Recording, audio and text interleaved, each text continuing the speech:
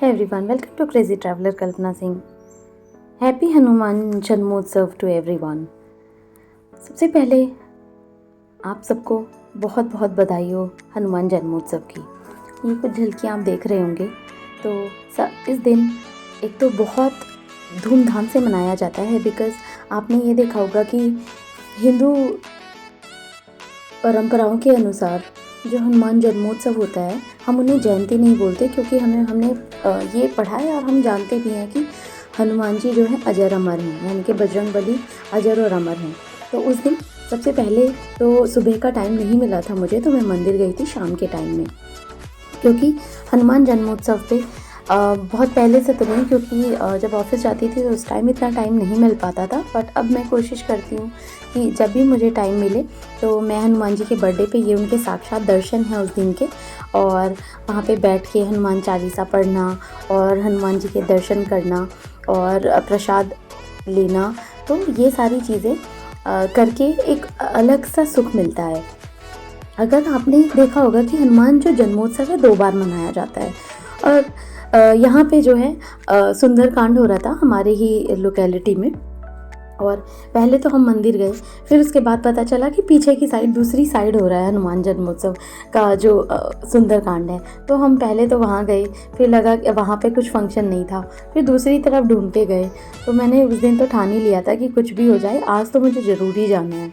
तो मैं और मेरी फ्रेंड दोनों ही, मैंने उनको बोला कि चलो चलते हैं, दूसरी साइड हो रहा है।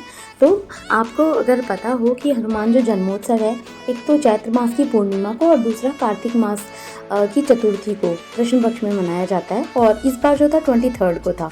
तो उस दिन कीर्तन हो रहा था हमारी लोकेलिटी में, कीर्तन भजन हो रहा था। उसके बाद जो है झांकियाँ वगैरह, पूरा सुंदरकांड कंप्लीट हुआ। तो पूरा सुंदरकांड में तो नहीं बैठ पाए थे हम, लास्ट के जो कुछ टाइम था, आधा घंटे के लगभग, उस टाइम पे हम लोग बैठे थे। उसके बाद हनुमान जी की झांकी जो है जैसे ही आती है तो वो आपके मन को इतना मोह लेती है, क्योंकि एक तो आप जो मन में श्रद्धा होती है वो आपको साक्षात ऐसे फील होते हैं कि हनुमान जी साक्षात आपके सामने आ गए हैं। तो ये हनुमान जी की झांकी थी, और सब लोग बहुत ज़्यादा, बच्चे और जितने भी बड़े थे, औरतें, आदमी, सब लोग बहुत ज़्यादा मतलब हर्षोल्लास से मना रहे थे। अगर आपने पढ़ा हो कभी तो आपने सुना होगा कि जो इस बार ये जो जन्मोत्सव है जो चैत्र में मनाया जाता है, तो उसमें क्या हुआ था कि हनुमान जी को उस टाइम पे एक दिन बहुत ज़्यादा भूख लगी। तो भूख के लालच में, जैसे बच्चे के हिसाब से तो आपने देखा होगा कि बच्चों को कुछ भी खाने को मिल जाए तो उनको भूख लगी, तो उसके लालच में उन्होंने जो सूर्य देव थे उनको ना खाना समझ के निगल लिया। अब इंद्रदेव ने ये सारा चीज़ देखी तो इंद्रदेव को गुस्सा आया। इंद्रदेव ने कई बार हनुमान जी से बोला कि मुंह से जो है सूर्यदेव को निकाल दो, लेकिन जो हनुमान जी थे वो समझने को तैयार ही नहीं थे। तो अब इस बात पे जो है इंद्रदेव को बहुत ज़्यादा गुस्सा आया। उन्होंने अपना वज्र निकाल के और हनुमान जी पे प्रहार कर दिया। उसकी वजह से हनुमान जी जो मूर्छित हो गए उस टाइम पे, और इस बात से जो है क्रुद्ध होके पवन देव जो थे उन्होंने पूरी वायु का जो प्रवाह था वो रोक दिया। उसकी वजह से लोग जो है तड़पने लगे, क्योंकि हमें वायु की वजह से ऑक्सीजन इधर उधर होती है, तो उसी की वजह से हम लोग सांस लेते हैं। तो उसके बाद जो है ब्रह्मा जी और जितने भी सारे जो देवी देवता थे, अंजनी पुत्र को उन्होंने दूसरा जीवन दान दिया और अपनी अपनी जो भी दिव्य शक्तियाँ थी उनका प्रयोग किया। और चैत्र मास की जो पूर्णिमा तिथि के दौरान ये पूरी जो घटना थी वो हुई। तब से जो है हनुमान जन्मोत्सव मनाया जाता है, और एक जो है हनुमान जन्मोत्सव को बहुत पवित्र दिन भी माना जाता है। और ये सब तो आपने देखा ही होगा कि जो हनुमान जी का प्रेम है राम जी के लिए वो बहुत अटूट प्रेम है। रामायण में उन्होंने जो उनकी भूमिका थी वो इतने अच्छे से निभाई, वो एक बहुत अच्छे सेवक थे, और जो एक स्वामी भक्त बोलते हैं उनको। लेकिन इसी की वजह से उनको वरदान भी मिला कि जितनी पूजा अर्चना आपने मेरी करी, राम जी की जो पूजा अर्चना करते थे, उतनी ही उससे ज़्यादा जो है लोग आपकी पूजा अर्चना करेंगे। और इसी वजह से आपने देखा होगा कि हर मंगलवार को, यानी कि ट्यूसडे को और सैटरडे को, जो हनुमान जी के मंदिर होते हैं स्पेशली इतनी भीड़ होती है वहाँ पे। जैसे मैंने लास्ट ब्लॉग डाला था जो प्राचीन हनुमान मंदिर जी है सीपी का, तो वो आप जा सकते हो। बहुत पुराना मंदिर है वो, और वो महाभारत काल से जो मंदिर है। उसके बाद जो उनकी प्रेजेंस है, बोला जाता है कि वो अभी भी जो है जीवित है।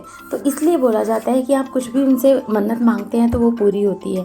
यहाँ पे बच्चे, ये जो है बच्चा इतना ज़्यादा खुशी से जो है भजन कीर्तन गा रहे थे कि मैं आपको बता नहीं सकती। कॉपीराइट की वजह से मैं वीडियो में जो है ओरिजिनल साउंड तो नहीं डाल पाऊँगी, बट ये है कि आपको इसमें कि जो केसरी के लाल और हनुमान जी के इतने सुंदर सुंदर भजन जो थे वो चल रहे थे, और यहाँ पे हनुमान जी जो है प्रसाद जो है बांट रहे थे अपने तरीके से।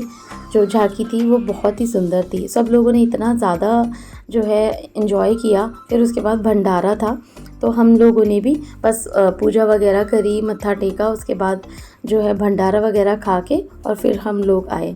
तो ये मैंने अपना जो हनुमान जन्मोत्सव मैंने इस तरीके से मनाया। आप मुझे कमेंट बॉक्स में ज़रूर बताइएगा कि आपने हनुमान जन्मोत्सव कैसे मनाया, पास के मंदिर में जाके या घर पे ही जो कीर्तन होता है वो करते हैं लोग अपनी लोकेलिटी में, नाचना गाना भजन कीर्तन और सेलिब्रेशन जो होता है, क्योंकि धर्म हमें आपस में जोड़े रखता है।